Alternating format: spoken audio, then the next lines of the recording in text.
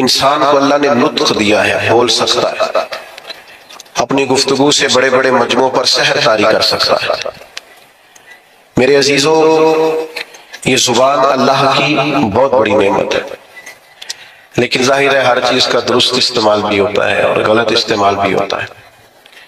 بعض لوگ اپنی زبان کا درست استعمال کرتے ہیں تو نبی پاک علیہ السلام نے فرمایا کئی دفعہ ایسا جملہ بول دیتے ہیں کہ رب جنت کا فیصلہ فرما دیتا۔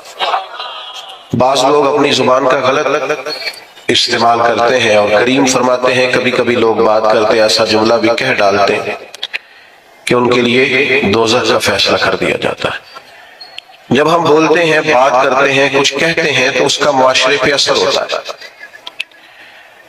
معاشرے میں اچھی جملوں کو فروغ دیا جائے، اچھے لفظ بولے جائیں تو اچھے لفظ ہی پروان چڑھتے ہیں۔ ہم جو کہتے ہیں اس سے دوسرے سیکھتے ہیں۔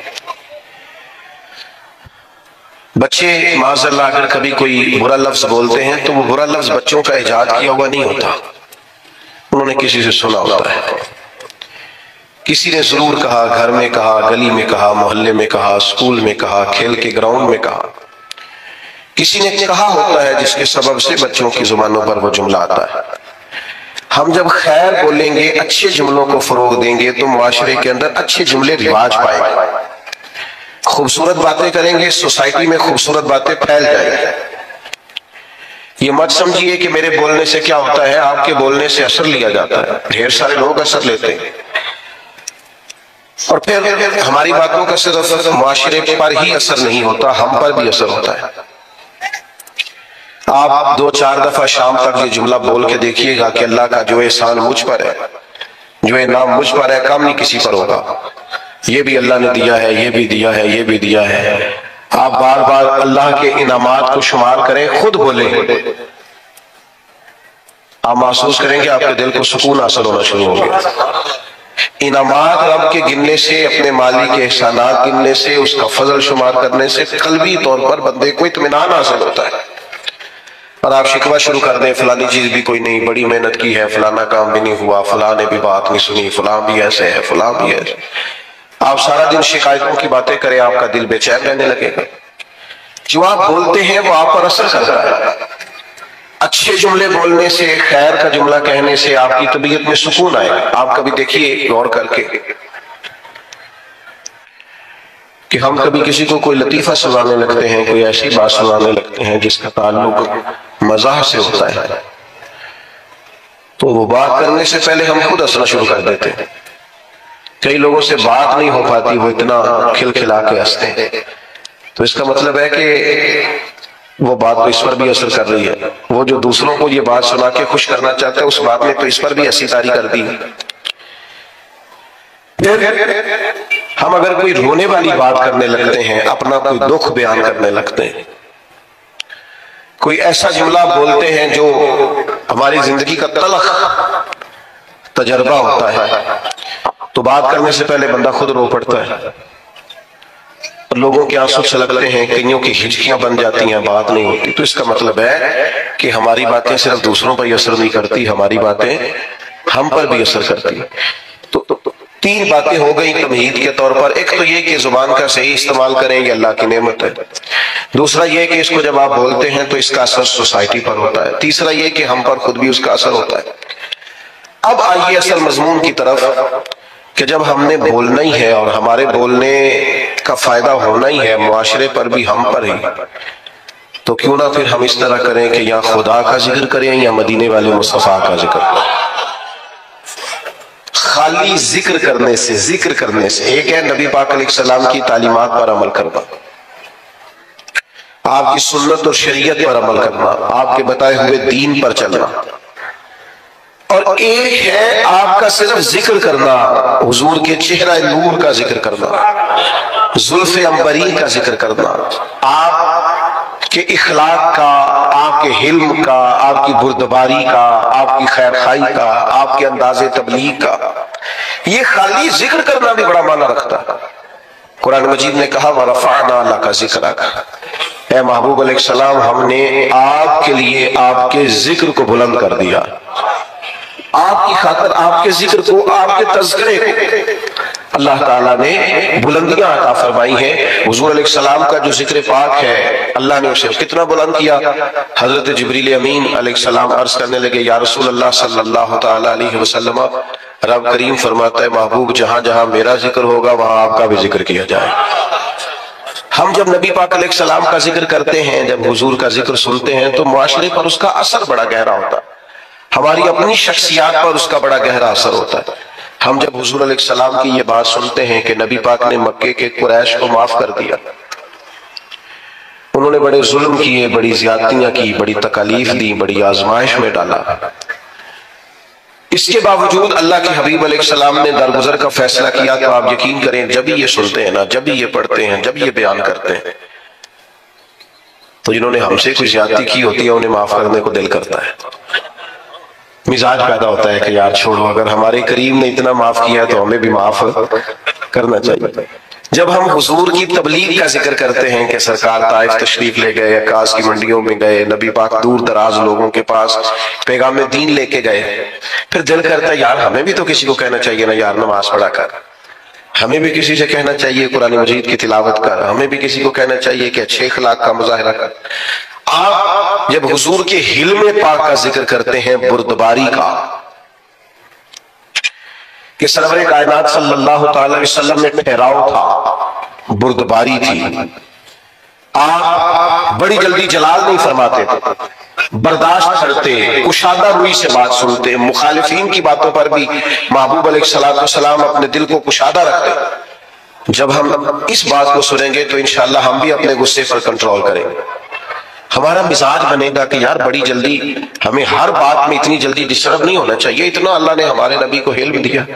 لیکن ہمارا مسئلہ یہ ہے کہ ہم سارا دن فضول قسم کی ویڈیوز دیکھتے ہیں، فضول قسم کی چیزوں پر وقت ضائع کرتے ہیں، تھوڑی دیر کی مسکراہٹوں کے لیے گپ شپ پہ اپنا ٹائم ضائع کرتے ہیں۔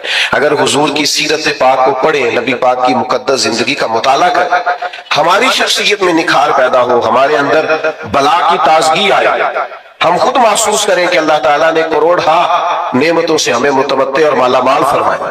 آپ دیکھیے حضور کا ذکر پاک کرنے سے سوسائٹی میں اثرات کتنے بہترین مرتب ہوتے ہیں۔ اب صرف سمجھنے کی دو چار باتیں ہیں وہ سمجھ لیں۔ سب سے پہلی بات یہ ہے کہ نبی پاک کا جب ذکر کریں گے تو یہ ذکر عام ذکر نہیں ہے، اس ذکر کے آداب ہے۔ میں نے ابھی آپ سے عرض کیا نا کہ آپ بیٹھ جائیں، آپ کا لہجہ خوبصورت ہو، آپ موبائل پر زیادہ متوجہ نہ ہو، حضور کا ذکر پاک ہے نا، اس کے آداب ہے، اس ادب کا لحاظ کریں۔ جب بھی حضور کا ذکر کریں تو تھوڑا نا اس میں آپ زیادہ خوبصورتی لائیں، زیادہ اس کے اندر الفاظ کا چناؤ عمدہ ہو۔ صحابہ کرام علیہم رضوان ایمرجنسی کے حالات میں بھی نبی پاک علیہ السلام کے آداب کو نہیں بھولتے تھے۔ ابھی میرے بھائی نے میرا اعلان کیا کہ یہ بہت بڑا ہے، فلاں ہے، فلاں ہے، اللہ تعالیٰ ہمیں لوگوں کے گمان کے مطابق کر دے اور ہماری غلطیاں اللہ معاف کرے، بڑے چھوٹے آدمی ہیں۔ تو خدا نہ خواستہ یہاں اگر میری پگڑی کے شملے کو پیچھے آگ لگ جائے تو کیا میرا بھائی پہلے یہ کہے گا کہ حضرت، قبلہ، علامہ، شیخ، وہ اتنی دیر میں دل چیک کرے آگ ساری سر تک پہنچ جائے؟ جب ایمرجنسی ہوتی ہے تو اس وقت القابات نہیں پکارے جاتے، اس وقت تو یہ کہیں گے مولانا آگ لگ گئی، پیر صاحب وہ آگ دیکھیے، آگ دیکھیے، اس وقت آداب کا زیادہ خیال نہیں ہوگا۔ ہمارے ہاں ایمرجنسی میں آداب یاد نہیں رہتے، پر صحابہ کیونکہ حضور کا ذکر کرتے تھے تو وقت کوئی بھی ہوتا تھا پر وہ نبی پاک کا ادب نہیں بھولا کرتے، ہر وقت سرکار کا ادب۔ غار ثور میں حضرت صدیق اکبر رضی اللہ تعالیٰ عنہ کی ایڑی کو سانپ نے ڈس لیا، تو سانپ کی تو دہشت ہی بڑی ہوتی ہے، حضرت صدیق اکبر کے آنسو نکل آئے، تو سرکار نے فرمایا کیا ہوا؟ تو کہنا چاہیے تھا نا سانپ سانپ سانپ سانپ، یہ بولنا چاہیے تھا نا، پر حضرت صدیق اکبر اس ایمرجنسی میں بھی حضور کے آداب نہیں بھولے، کہنے لگے فدا کا ابی و امی یا رسول اللہ، حضور میری ماں بھی قربان ہو، میرا باپ بھی قربان ہو، وہ ذرا میرے پیر کو سانپ نے ڈس لیا۔ ادب ملحوظ خاطر رکھا جائے گا۔ ہمارے ہاں نا کچھ لوگوں کو سیاسی تقریریں بڑی اچھی آتی ہیں، وہ اپنے لیڈر کا ذکر کرتے ہیں تو انہیں بڑے القاب یاد ہے، قائد عوام اور جناب قائد جمہوریت اور پتہ نہیں کیا کیا، اور حضور کا نام کسی سیاسی جلسے میں لیں تو لینا ہی نہیں آتا۔ آپ سے بھی شکوہ ہے، ہمیں نبی پاک کا ذکر کرنا آنا چاہیے. ہم حضور کا ذکر کریں تو مدینے والی سرکار کہہ کے ذکر کریں, سرکار دو عالم کہہ کے ذکر کریں, سرکار رحمت للعالمین کہہ کر ذکر کریں, سرکار دو جہاں کہہ کر ذکر کریں. حضور کا ذکر کریں تو خوبصورت چناؤ الفاظ کا, اور ہماری باڈی لینگویج بھی بتائے کہ ہم عام ذکر نہیں کر رہے, ذکر رسالت معاف کر رہے ہیں. آپ وہ غالب نے کہا تھا کہ میں 1000 بار بھی اپنی زبان دھو لوں نا کبھی مشک اور عنبر سے, تو پھر بھی مجھے لگتا ہے ابھی اس قابل نہیں ہوئی کہ مدینے والے کا نام لے سکے. 1000 بار بشویم دہن ز مشک و گلاب, 1000 بار بھی زبان کو مشک گلاب سے غسل دو تو پھر بھی لگتا ہے کہ یہ نام لینے کے قابل ہے. تھوڑا سا لہجہ ادب والا. وہ ہمارے اسٹیجوں پہ آج کل داد لینے کے لیے بھی لوگ جوش نقابت میں, جوش خطابت میں بھی بعض چیزوں کا دھیان نہیں کرتے. میری طرح کے لوگ اللہ ماشاءاللہ اللہ سمجھ عطا کرے, خوبصورت القابات کے ساتھ. امام مالک رحمت اللہ علیہ کے پاس کوئی شخص اگر آتا تھا اور وہ آ کر آپ سے کہتا تھا کہ کوئی مسئلہ پوچھنا ہے, تو امام صاحب فرماتے تھے فقہ کا مسئلہ پوچھنا ہے؟ کہتا ہاں, تو بتا دیتے. لیکن اگر وہ کہتا نا میں نے حضور کی حدیث سنی ہے, تو امام صاحب پہلے غسل کرتے, پھر کپڑے بدلتے, خوشبو لگاتے, امامہ باندھتے, پھر ممبر پر بیٹھتے اور پوری آب و تاب کے ساتھ مدینے والے محبوب کا ذکر کرتے. جب آپ کسی چیز کا اہتمام کرتے ہیں تو اس کے اثرات بھی ہوتے ہیں, پورے آداب کے ساتھ, اطوار کے ساتھ, پوری خوبصورتی کے ساتھ. یہ ہمارے علماء نے ہمیں آداب بتائے کہ جب نبی پاک صلی اللہ تعالیٰ علیہ وسلم کا ذکر کیا جائے گا تو پوری شان و شوکت کے ساتھ. آپ کو پتہ ہے منع کیا علماء نے کہ جب نبی پاک کا نام لکھو نا تو پورا درود لکھو صلی اللہ تعالیٰ علیہ. یہ بعض لوگ خالی سوال لکھ دیتے ہیں, یہ درست نہیں ہے طریقہ. یہ حضور کا نام گرامی ہے, آپ اس پر درود پاک لکھیں, پورا لکھیں, جب تک پڑھا جائے گا آپ کو ثواب ملے گا. تو پورے آداب نبی پاک صلی اللہ تعالی علیہ وسلم کا نام لیا جائے تو خالی نام نہ لیا جائے, ساتھ درود بھی پڑھا جائے. حضور نے فرمایا وہ بد نصیب ہے اس کے سامنے میرا ذکر ہوا اور اس نے مجھ پر درود ہی نہیں پڑھا صلی اللہ تعالی علیہ وسلم. آداب کے ساتھ ذکر کیا جائے, اس کو ملحوظ خاطر رکھا جائے, اور اگر نوجوان نسل کے اندر یہ ذوق پیدا ہو جائے. میں تو خیر آج کل محفلوں کا بھی رنگ دیکھتا ہوں تو پریشانی ہوتا ہوں. وہ پرانے نعت کا ہوتے تھے, ہاتھ باندھ کے کھڑے ہیں, آنکھیں بند ہیں, حضور کا ذکر ہو رہا ہے. اب تو مائک پکڑا ہوتا ہے تو آدھا قوم کے سامنے بھی کرتے ہیں, بھئی آپ یہ حضور کی نعت پڑھ رہے ہیں, یہ سٹائل آپ نے کہاں سے سیکھا ہے؟ آپ کو آداب آنے چاہیے, اور شعر بھی معیاری ہو نبی پاک کے لیے, عام اشعار نہ ہو. بعض شعر ایسے ہیں کہ جن میں وہ خوبصورتی نہیں چھلکتی. وہ جی میں نے تازہ دات لکھی ہے, آپ رہنے دے بھائی تازہ, آپ وہی پڑھیں جو اعلیٰ حضرت بریلوی نے لکھی ہے, جو مولانا حسن رضا نے لکھی ہے, جو ڈاکٹر اقبال نے لکھی ہے, جو پیر مہر علی شاہ نے لکھی ہے. اب وہ پڑھیں آپ, وہ نعتیں دیکھیں, ان کا کمال دیکھیں. فاضل بریلوی کہتے ہیں ان کی مہک نے دل کے گنچے کھلا دیے, اور وہ جس راہ چل دیے ہیں کوچے بسا دیے ہیں. اعلیٰ حضرت کہتے ہیں بڑا بھی کسی کو غم ہونا تو وہ ذکر مصطفیٰ چھیڑ دے, سارے غم دور ہو جائے. کہتے ہیں ان کے نثار کوئی کیسے ہی رنج میں ہو, وہ جب یاد آ گئے ہیں سب غم بھلا دیے. بس حضور کے یاد آتے ہی غم سارے بھول جاتے. آپ نبی پاک علیہ السلام کا ذکر کریں گے تو اس اب دیکھیں نا, پیر میرے علی شاہ صاحب نے حضور کی نعت لکھی تو انداز کیا کہتے ہیں, مکھ چند بدر شاہ شانی, متھے چمک دی لاٹ نورانی.